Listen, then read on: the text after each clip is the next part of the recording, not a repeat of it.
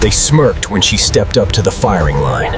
No reputation, no backup, just a warm... The metallic clang of steel. Targets echoed through the range as she stepped up to lane 7. No fanfare, no reputation, just a quiet stranger with a one rifle case. Behind her, smirks and whispers rippled through the crowd of elite operators. Hope you can at least hit the paper. One muttered loud enough for her to hear. What happened in the next 60 seconds would rewrite the record. Books and silence every doubter in that building. This is the story of how one performance became legend and why the best response to doubt isn't a speech, it's a demonstration. You're about to witness what happens when assumptions meet reality on the firing line. We're diving into a moment where skill, preparation, and ice-cold focus collide with skepticism. By the end of this story, you'll understand why Lane 7 became the most requested position on the entire range, and why sometimes the most powerful statement you can make is letting your work do all the talking. Let's begin. The tactical training range hummed with aggressive energy that morning. Concrete walls amplified every sound, the sharp crack of gunfire, the rhythmic clang of steel plates resetting, the metallic snap of magazines being slammed home. This wasn't just another qualification day. This was where reputations were built and egos were tested. Seasoned operators moved between firing positions with swagger earned from years of combat deployments and advanced training. They swapped stories that grew taller with each telling, their voices rising whenever someone new entered their territory. These were professionals who'd proven themselves countless times, and they knew it. The air itself carried that particular charge-burned powder mixed with testosterone and territorial pride. Everyone here had earned their place through blood, sweat, and thousands of rounds downrange. Then she arrived. No unit patch identified her background. No squad of teammates provided social validation. She carried only a simple, black rifle case showing honest wear, the kind that comes from frequent use, not from trying to look tactical. Her sleeves were rolled to the elbows. Her movements were efficient, economical. Nothing about her screamed for attention. The range officer barely glanced up from his paperwork.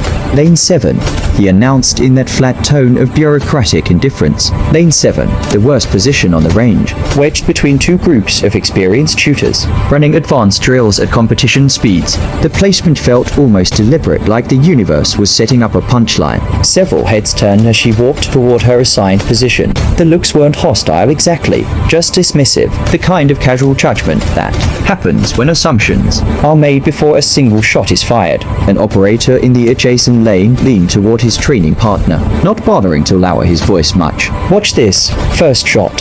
She's going to flinch hard. Probably spray rounds all over the backstop. His buddy chuckled. I give it 3 shots before the range officer calls a ceasefire. She said nothing, didn't even glance in their direction. Instead, she opened her case and began setting up with movements that looked almost meditative. Each action flowed into the next, checking the rifle, adjusting the sling, verifying her optic with 2 precise clicks. Her hands moved with that specific kind of confidence that only comes from doing something thousands of times. The rifle itself was interesting. No flashy modifications, no custom paint job or oversized scope trying to compensate for something. Every component looked carefully chosen for function over form. This was a tool built for work, not for Instagram. Around her, the sideways glances continued. Body language told the whole story. These professionals had sized her up and found her wanting before she'd even touched a trigger. The target's downrange presented a serious challenge.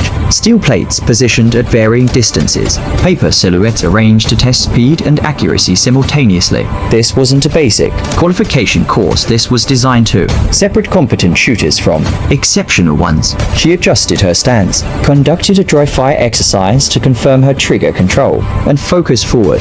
Her eyes never wavered from the front sight. The world seemed to narrow for her, all background noise fading into irrelevance. That same voice from earlier cut through the air again, dripping with condescension. I hope you can at least hit the paper. That'd be something. The words hung there, waiting for a reaction. She gave them nothing. Not a glance, not a word, not even a change in breathing. She simply nodded once to the range officer, her stance solid as granite. Stand by for live fire. The range officer called out. Shooter ready? One more nod from her. Then everything changed. The electronic buzzer hadn't even finished its full cycle when the first round crackdown range with surgical precision. This wasn't the hesitant, jerky shooting of someone finding their rhythm. This was controlled violence, each shot separated by identical intervals, each trigger press clean and deliberate, brass casings arced through the air in a steady, mechanical rhythm that spoke volumes about fundamentals drilled to the point of muscle memory. Crack, crack. Two paper silhouettes dropped in under a second. Both hit center mass in the high-scoring zones. The casual laughter from nearby lanes died away, not because anyone was trying to be polite, but because the shooting cadence was fundamentally wrongful. Someone they'd expected to struggle. This was the sound of thousands of rounds of practice, of fundamentals refined until they became reflexive. She transitioned to the steel plate array without that telltale hesitation most shooters have when switching target types. Ping, ping, ping.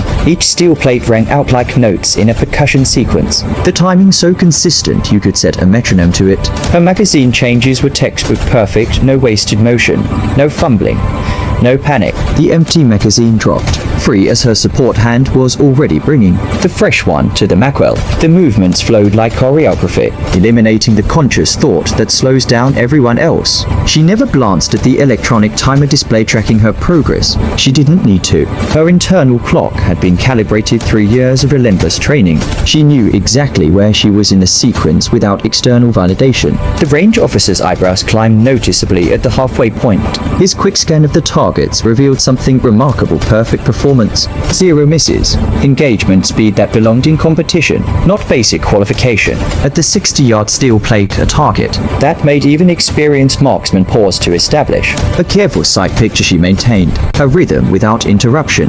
She broke the shot while still in motion, the distant steel responding instantly with its distinctive ring. She's running sub-competition. Times on a qualification course, someone whispered from the adjacent lane, the amazement clear in his voice. The implications of that statement rippled through everyone within earshot. This wasn't just competent shooting.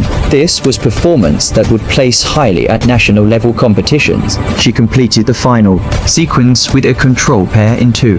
The most distant silhouette target, the last vent casing, was still airborne when she moved her safety selector to safe and oriented. Her muzzle downrange according to protocol. Her stance remained perfectly consistent throughout the entire engagement. No degradation, no compromise. Her eyes stayed focused forward, rather than seeking validation from the observers who'd so drastically misjudged her. The range officer approached with professional curiosity, checking the electronic scoring system, then glancing at the timer display. His mouth twitched, the ghost of a smile from someone who rarely commented on routine qualifications. He raised his voice slightly, making sure the nearby lanes could hear clearly. Record time. Those 2 words carried enormous weight. Range officers didn't announce individual performances unless something genuinely exceptional had occurred. And just like that, the atmosphere transformed. She began collecting her spent brass casings methodically, sliding each one into a small pouch, with the same attention to detail she'd applied to everything else. No celebration, no acknowledgement of the stunned silence around her. Throughout the firing range, conversations underwent a dramatic shift. The jokes about weekend plans and gear modifications evaporated, replaced by technical analysis of what they'd just witnessed. Eyes kept drifting back to lane 7 with magnetic pull that exceptional competence exerts on any professional community. One of the earlier skeptics abandoned his own shooting position and approached her bench with careful respect, the kind usually reserved for acknowledged experts. "Where did you learn to shoot like that?" he asked, his tone completely different from the mocking commentary he'd offered minutes earlier. She provided no verbal response. Instead, she focused on field stripping her rifle for post-shooting maintenance, wiping each component with methodical precision. The same economy of movement, the same absolute focus. The range officer walked to the permanent record board where exceptional performances were documented for training reference. Her name, represented only by initials for operational security, was posted at the very top, above every other entry in the book. In the adjacent lane, an experienced operator began subtly adjusting his shooting stance, trying to replicate the foot positioning and body alignment that had contributed to her remarkable stability. The learning process was unconscious but unmistakable. Professionals recognizing superior technique when they saw it. The group that had provided mocking commentary now spoke in subdued tones, conducting detailed analysis of her target transitions and reload sequences as if they'd attended an advanced marksmanship seminar. Their conversation focused entirely on technical elements they could incorporate into their own training. She completed her weapon cleaning with characteristic thoroughness, locked the rifle back into its case, and prepared to vacate the position for the next scheduled shooter. A junior member of the training unit approached with obvious hesitation, clearly intimidated by the reputation she'd just established in a single exercise. "Ma'am, would you be willing to observe my qualification attempt? I could use guidance from someone with your expertise." She acknowledged his request with a single nod, stepped back from the firing line, and assumed a position where she could observe without interfering. When he encountered difficulties during his magazine change, she didn't offer verbal correction that might undermine his confidence. Instead, she demonstrated the proper technique through slow-motion pantomime, allowing him to observe and internalize the correct sequence of movements. His second attempt reflected immediate improvement. His completion time dropped by 3-4 seconds, a significant margin in tactical shooting where fractions of seconds often determine success or failure. No applause followed his improved performance, just a quiet nod of acknowledgement from her that caused him to straighten his shoulders with pride, the kind that comes from earning recognition from someone whose expertise had been demonstrated rather than assumed. By the end of that training day, Lane 7 had transformed from an unremarkable firing position into the most requested location on the entire range. The change wasn't driven by superstition, it was driven by practical recognition that something exceptional had occurred there, creating an inspirational standard that challenged other shooters to elevate their game. The range officer began noticing subtle but significant improvements in the overall quality of training at his facility. Fewer jokes interrupted shooting sessions, more deliberate warm-up routines appeared, serious preparation replaced casual attitudes, reflecting genuine commitment to skill development. The electronic record board kept her achievement prominently displayed, initials untouched at the top of the rankings. The posting served as both inspiration and challenge, a silent reminder that exceptional standards were achievable through proper preparation and execution. In the mess hall that evening, the operator who'd provided the most skeptical commentary sat 2 tables away, mentally replaying every detail of her performance. His analysis was thorough and professional, seeking to understand the technical elements that had produced such remarkable results. "I was completely wrong about her," he admitted to his dining companions with the honesty that military culture demanded when professional misjudgments had been clearly demonstrated. "I made assumptions based on surface observations instead of waiting to see actual performance." The junior shooter she'd assisted deliberately altered his route through the facility to pass near her table. "Thank you for the guidance," he said simply, offering gratitude without elaborate explanation.